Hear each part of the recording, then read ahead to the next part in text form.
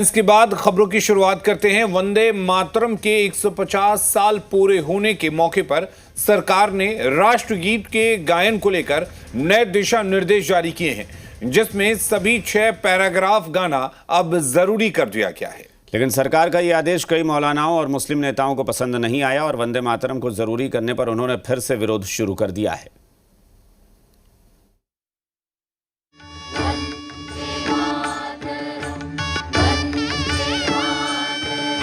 दबाव के जरिए, प्रेशर के जरिए वंदे मातरम लाजिम करना चाहती है। ये हिंदुस्तान है, किसी के बाप की जागीर नहीं है। एक बार फिर वंदे मातरम पर आदेश आया और एक बार फिर इसे लेकर आपत्ति करने वालों की लाइन लग गई। आज भी है, कुछ लोग हैं कहेंगे खाएंगे रहेंगे हिंदुस्तान में, खाएंगे हिंदुस्तान में, लेकिन वंदे मातरम गाएंगे नहीं। हम उनकी मनसा को समझें।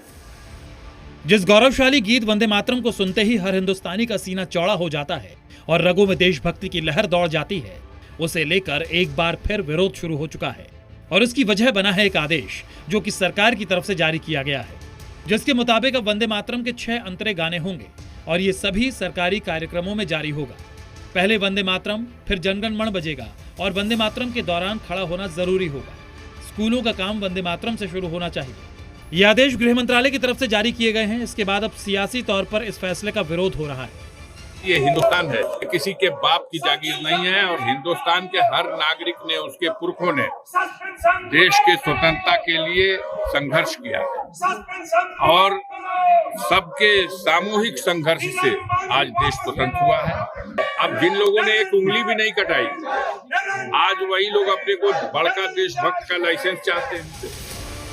सिर्फ सियासी ही नहीं बल्कि मुस्लिम धार्मिक नेताओं ने भी इसका विरोध किया है। हुकूमत दबाव के जरिए, प्रेशर के जरिए वंदे मातरम लाजिम करना चाहती है, तो ये संविधान के विरुद्ध है और हाई कोर्ट के उसूलों का पालन न करना है, बल्कि उसकी भी मुखालफत करना है। जो पढ़ना पढ़े, जो न पढ़ना न पढ़े, अपनी मर्जी भर के उसको प्रतिबंध नहीं लगाना चाहिए। उसके ऊपर आपकी जिसकी मर्जी पढ़े, अनिवार्य नहीं होना चाहिए। ये गलत है, अनिवार्य होना गलत है, बल्कि होना चाहिए, आज़ादी होना चाहिए, आज़ादी होना चाहिए।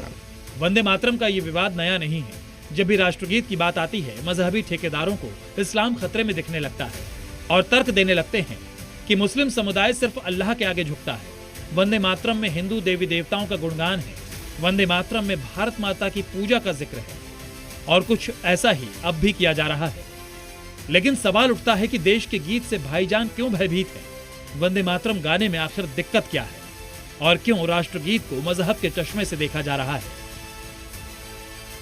Bureau report.